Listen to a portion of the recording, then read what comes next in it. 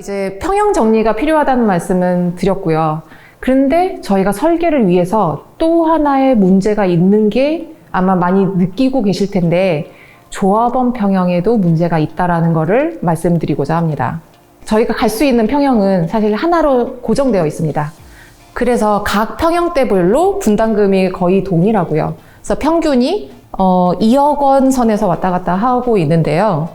문제는 이 분담금이 사실 공사비라고 보시면 되는데, 대부분이 이제 공사비가 차지를 하는데, 공사비뿐만 아니라 저희는 제초안이라는 세금도 내야 되고요. 그리고 이주비 대출 이자까지 부담을 해야 됩니다. 이 말은 뭐냐면, 공사비는 비슷하게 분담을 한다 하더라도 이 제초안 세금과 이주비 대출 이자까지 하면은 사실 그 세대마다 부담할 수 있는 금액이 사실 정해져 있기 때문에, 내가 원치 않는, 내가 이만큼까지 투자를 해야 되나? 아니면 더 다른 평형으로 가서 내가 더 하고 싶은데, 만약에 평형을 이동하고 싶으시면은 이거를 등기한 다음에 매매를 하시고 다시 원하시는 평형으로 다시 매매를 하게 되니까 양도세 내셔야 되고 다시 취득세 2번 내셔야 되죠. 이런 불편한 거를 왜 이렇게 할 수밖에 없을까에 대해서 사실 저는 되게 궁금했습니다. 근데 이걸 보니까 저희 정관에서 아예 1대1이라면서 내가 가진 평형이 가는 그 평형으로밖에 못 가게 고정되어 있어서 사실 그랬던 것이고요.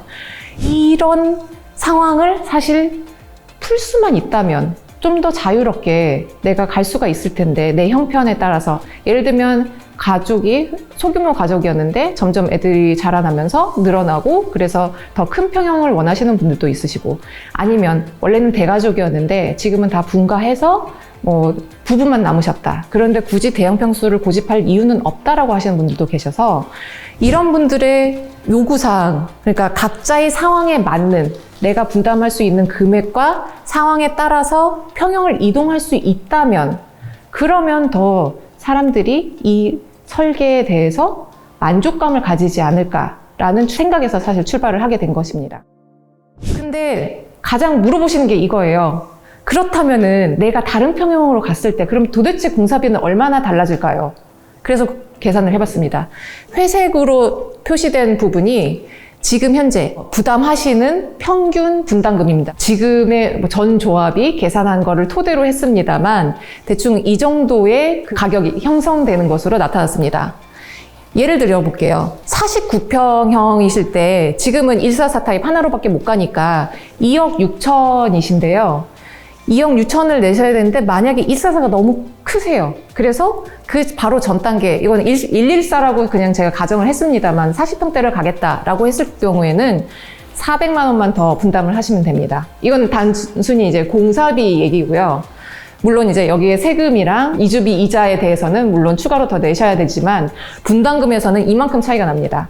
빨간색으로 보이는 것들은 사실 마이너스라서 받으시는 금액이라고 보시면 되고요. 그래서 만약에 49평에서 나 그냥 30평대 가장 많이 가는 84제곱미터로 가겠어 라고 하시면 사실 5억 6천을 받으십니다.